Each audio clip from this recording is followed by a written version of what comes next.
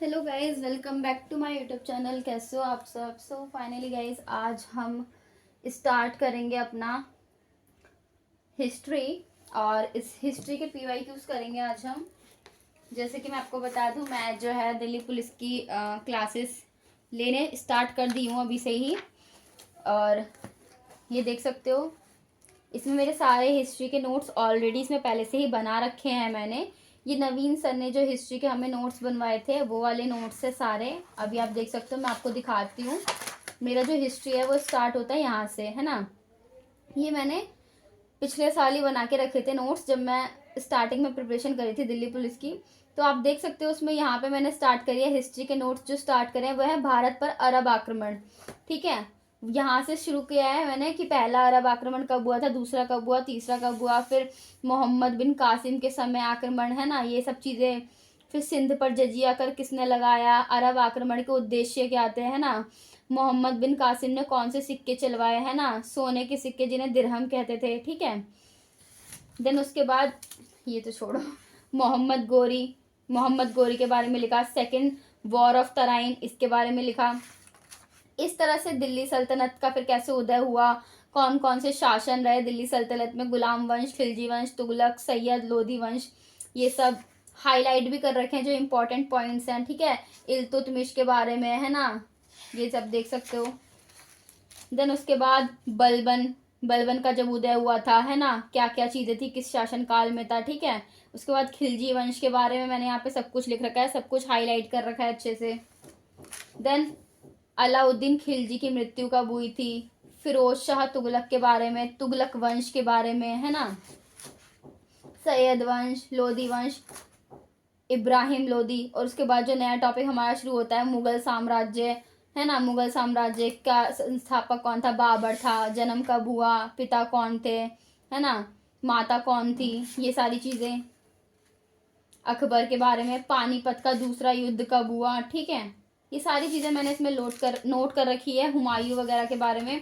Then उसके बाद हाँ, इबादत खाना वगैरह। और वीर महाराणा प्रताप जी के बारे में भी हमने थोड़ा बहुत लिख रखा है, बिकॉज मराठाओं के बारे में, सम्राटों के बारे में भी पूछा जाता है।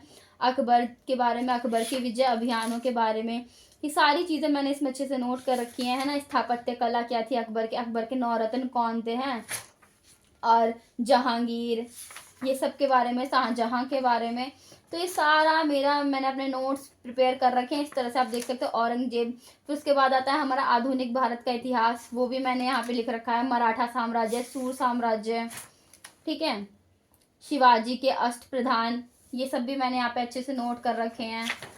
ये देख सकते हो, बंगाल के नवाब, ठीक है, बंगाल में कौन कौन से नवाब हुए, जैसे सिराजुद्दौला, अलीवर्दी, मीर जाफर द्वितीय, ये सब, है ना। विदेशी शक्तियों का आगमन कब हुआ था भारत में। ठीक है, ब्रिटिश साम्राज्य का उदय इसी चीज के बारे में, इसमें पुर्तगालियों वगैरह के बारे में। भारत में अंग्रेजों का आगमन देख सकते हो, ये देखो सब मैंने नोट कर रखा है काफी अच्छे से। ये देख सकते हो काफी अच्छे से मैंने सारा हिस्ट्री का यहाँ पे नोट कर रखा है।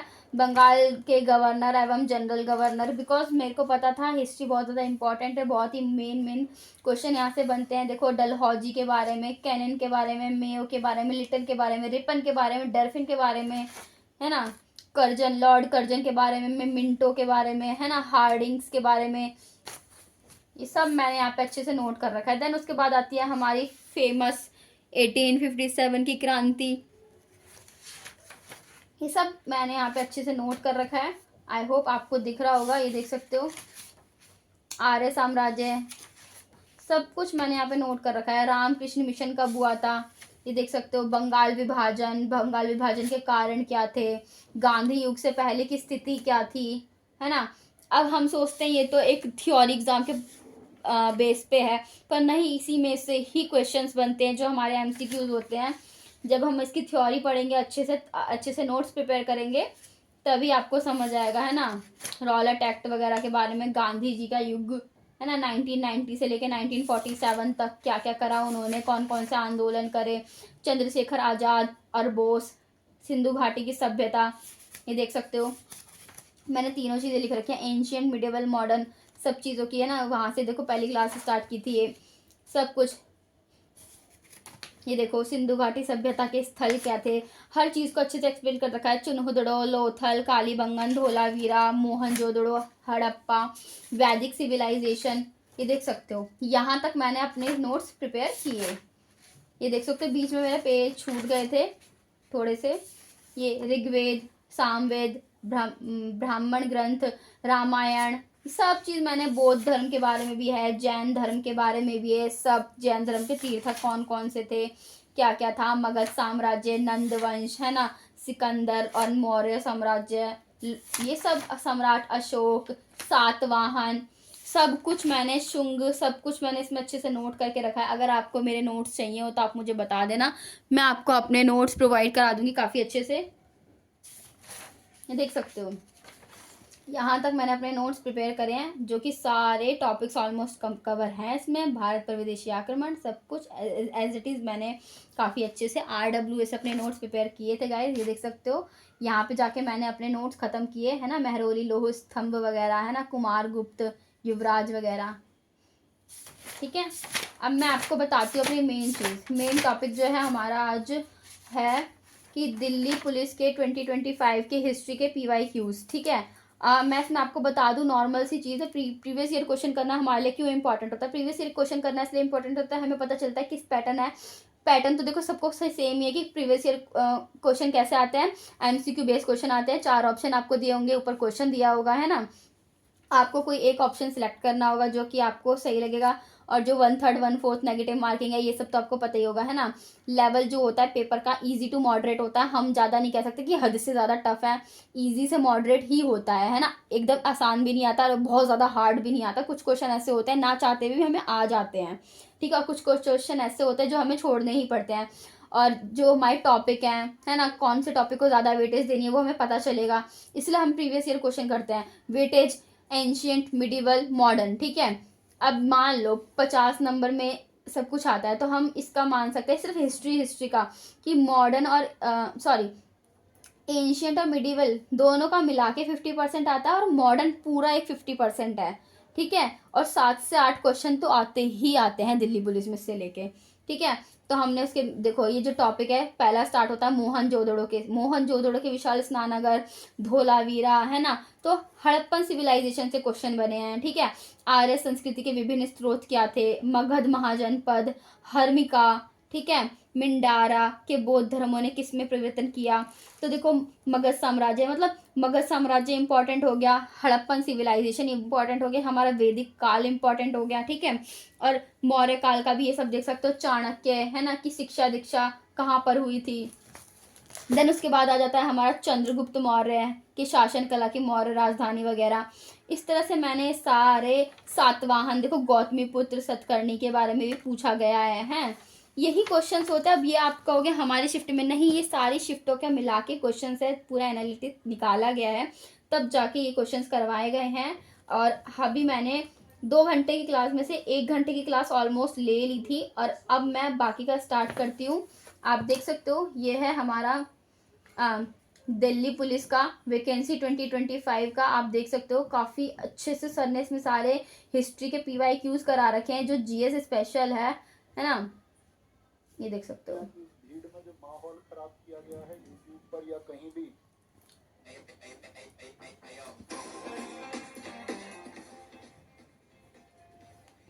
स्किप कर देते हैं हम ऐड।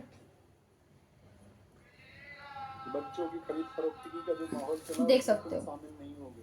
मैं एप्लीकेशन में बस यही बात सिखाता अब हम स्टार्ट करते हैं अपनी क्लास। अपना जमीर मत बेचना, क्योंकि उस जमीर बेचने से क्या होता है, उस जमीर बेचने से क्या होता है कि आप जो पैसे लेके किसी का नाम लेते हैं और बच्चे उधर मूव अगर कर जाते हैं और वहाँ पर वो क्वालिटी एजुकेशन नहीं मिली, अगर वहाँ टीचर्स ने दम नहीं लगाया तो बहुत सारे बच्चों का भविष्य आपकी वजह से खराब हो जाता है।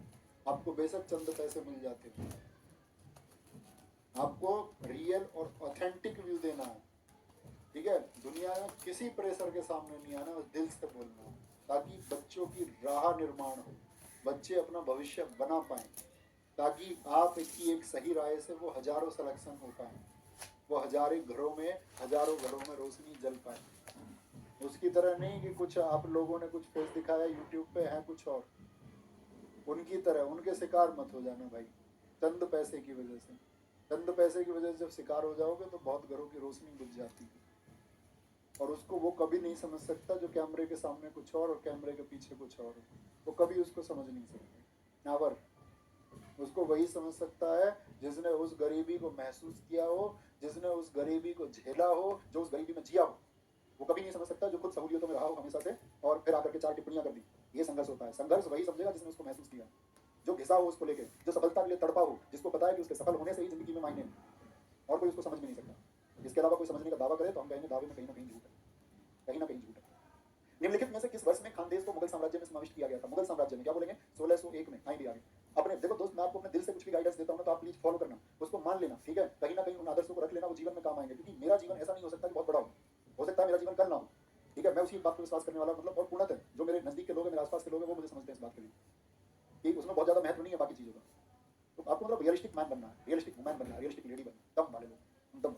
अपने मातृपक्ष से मुगल शासक मतलब कौन है भैया? शुरुआती बाबर। किस वंश से संबंध रखता था बताओ? बाबर, जो बता दे। बाबर तैमूर लंग तो भैया आपका 1398 में आया। कैसे संबंध रहते थे? खुद कास्त कहते थे, खुद कास्त। एक क्वेश्चन पूछा गया, खराज कर किस पर लगता था? खराज कर वो भी किस पर लगता था? कृषि पर लगता था, कृषि पर। पानीपत की पहली लड़ाई 20 अप्रैल 1526 को बाबर और किसके बीच में हुई? क्या बताया मैंने? मुगल साम्राज्य का पतन किसने किया था? आपका मुगल साम्राज्य का या दिल्ली सल्तनत का? भैया जी आप इब्राहिम लोदी। दिल्ली सल्तनत का पतन हुआ था। दिल्ली सल्तनत का अंतिम शासक, युद्ध भूमि में मारा जाने वाला पहला शासक इब्राहिम लोदी है, और यहीं से शुरू हुई थी मुगलों की। तो मुझे बताओ मुगलों ने भारत पे कितने वर्ष राज किया था? जो बता दे वो हीरो। मुगलों ने भारत पे कुल कितने वर्ष राज किया था? तो क्या बोलेंगे भैया? इब्राहिम लोदी आपका। और बाबर के 4 युद्धों में से कोई सा ऐसा नहीं था जो आपका एग्जामिनर ने ना पूछा हो। बाबर के 4 युद्ध बताओ, बाबर के कौन से युद्ध हैं? पहला कौन सा? पानीपत का युद्ध। दूसरा कौन सा? खानवा का युद्ध। तीसरा कौन सा? चंदेरी का है। चौथा कौन सा है आपका? चौथा घाघरा का युद्ध है। पहला 1526 है, दूसरा 1527 है, तीसरा 1528 है, चौथा 1529, 1530 में बाबर मर ही गया था, ठीक है? बाबर की आत्मकथा से क्वेश्चन पूछा गया था, बाबर ने अपनी आत्मकथा किस भाषा में लिखी? बोलो भाई, बाबर ने अपनी आत्मकथा किस भाषा में लिखी? तो उसने लिखी थी चगताई तुर्क में, जिसको बाबरनामा या तुर्क के बाबरी कहते हैं। तो क्योंकि मुगलों की भाषा ही फारसी थी, उस समय फारसी ही में ही लिखा जाता था। 1540 में कन्नौज की लड़ाई में निम्नलिखित में से किसने मुगल सम्राट हुमायूं को पराजित किया था? मुगल सम्राट हुमायूं को। तो मैंने कहा ना, शेरशाह सूरी की वजह से दोनों युद्ध पढ़ने हैं। तो जब मुगलों को पढ़ोगे तो शेरशाह सूरी के कन्नौज का युद्ध भी पढ़ोगे, बेलगाम का युद्ध भी पढ़ोगे। कैसे शेरशाह सूरी ने इसके लिए रणनीति तैयार की थी, वो सब पढ़ेंगे आप इसमें। निम्नलिखित में से किसने तानसेन को मियां की उपाधि दी थी? मियां की। तो क्या बोलेंगे? हमको एक टॉपिक लिखना है इसमें, दिल्ली सल्तनत ओवरव्यू।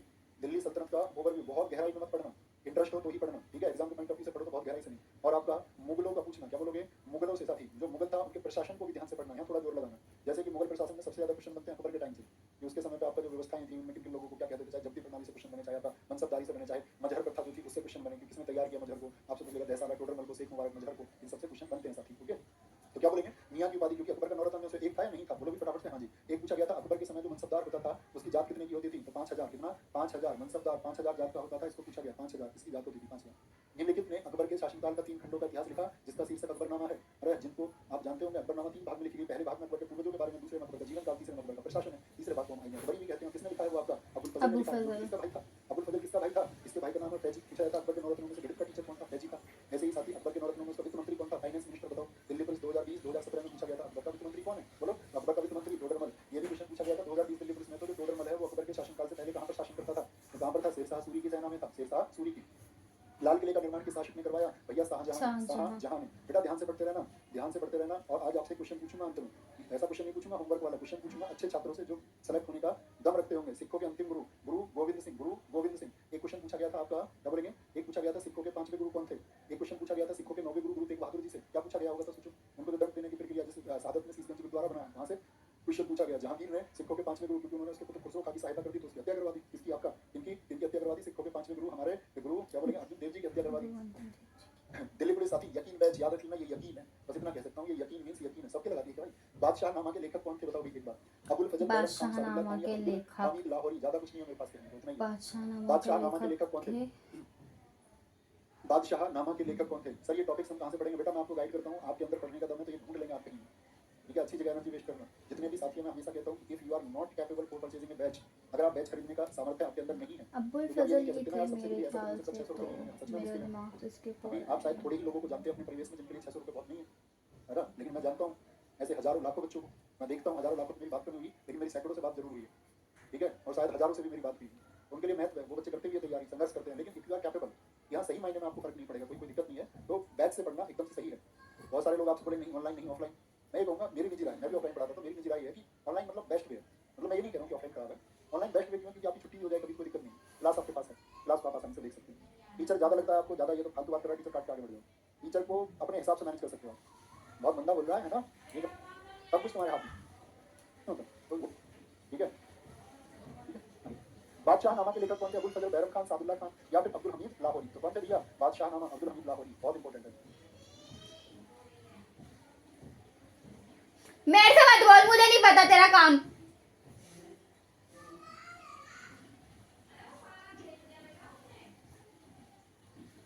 हाँ, काम नहीं करना होता है, इसको परेशान करती है।